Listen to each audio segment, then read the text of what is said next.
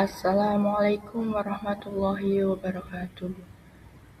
Saya Salis bin Fadina dengan NPM 24040100002 ingin mempresentasikan tentang 6 klasifikasi pembelajaran menurut AECT. Nah, sebelum membahas tentang 6 klasifikasi, maka saya akan menjelaskan tentang apa itu AECT. AECT merupakan teknologi pendidikan yang menekankan bahwa pembelajaran harus dirancang, dikelola, digunakan, dan dievaluasi dengan baik agar proses belajar menjadi lebih efektif dan mudah dipahami. Teknologi dalam AECT bukan hanya alat elektronik, tetapi seluruh proses yang membantu seseorang belajar dengan lebih baik.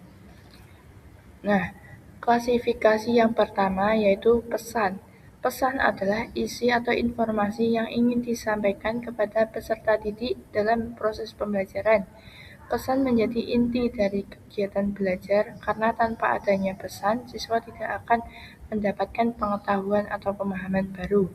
Fungsi dari pesan ini yang pertama menjadi sumber ilmu pengetahuan, yang kedua membantu siswa memahami materi, yang ketiga menyampaikan tujuan pembelajaran, dan yang keempat memberikan informasi yang akan dipelajari. Contoh dari pesan ini yaitu materi tentang planet, tentang tata cara sholat, dan lain-lain. Yang kedua ada orang. Orang ini adalah semua individu yang terlibat dalam proses pembelajaran, baik sebagai pengajar maupun sebagai peserta belajar. Dalam pembelajaran, manusia memiliki peran penting karena merekalah yang mengelola, menyampaikan, dan menerima ilmu.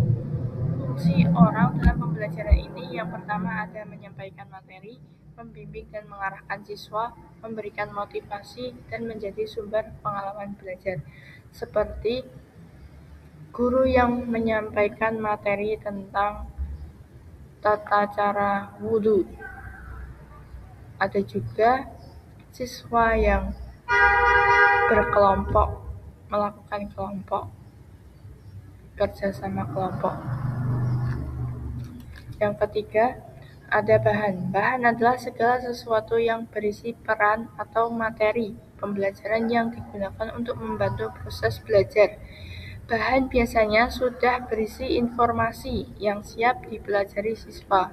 Fungsi bahan ini membantu guru menjelaskan materi, mempermudah siswa memahami pelajaran, menjadi sumber belajar mandiri, dan membuat pembelajaran lebih menarik.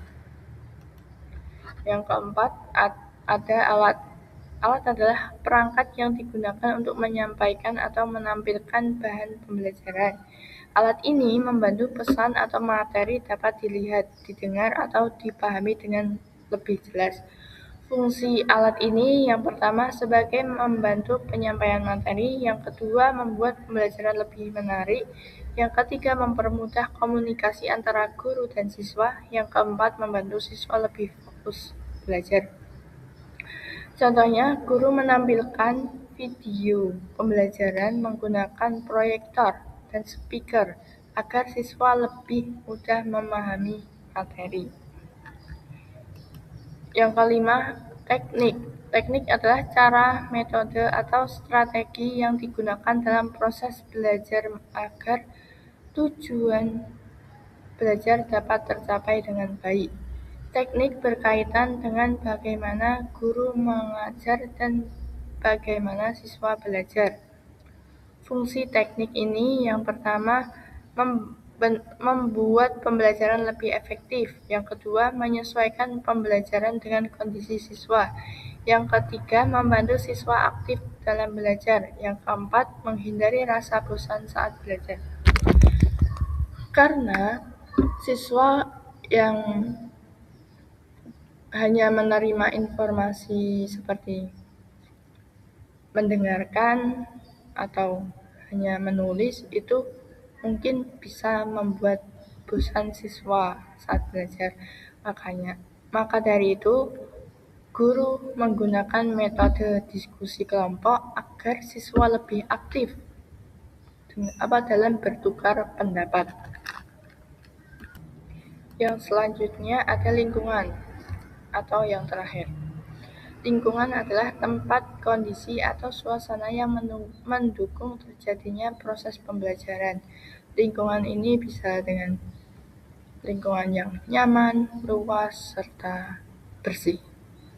Fungsi lingkungan itu membantu siswa nyaman belajar, mendukung konsentrasi dan motivasi belajar, dan yang terakhir membentuk pengalaman belajar yang baik.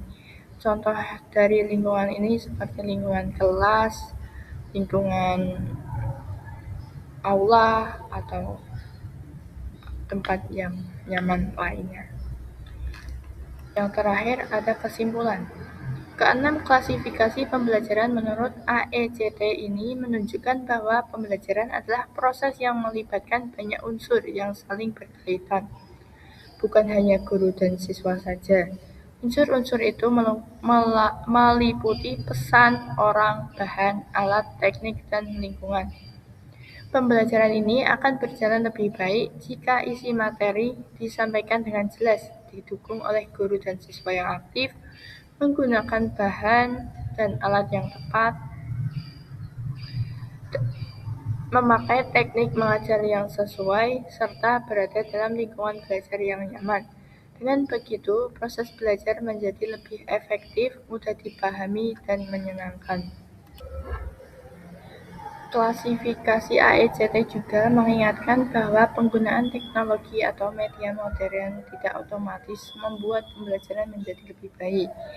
Alat yang canggih tetap bisa gagal jika pesan tidak jelas, teknik mengajar tidak tepat, atau lingkungan belajar tidak mendukung.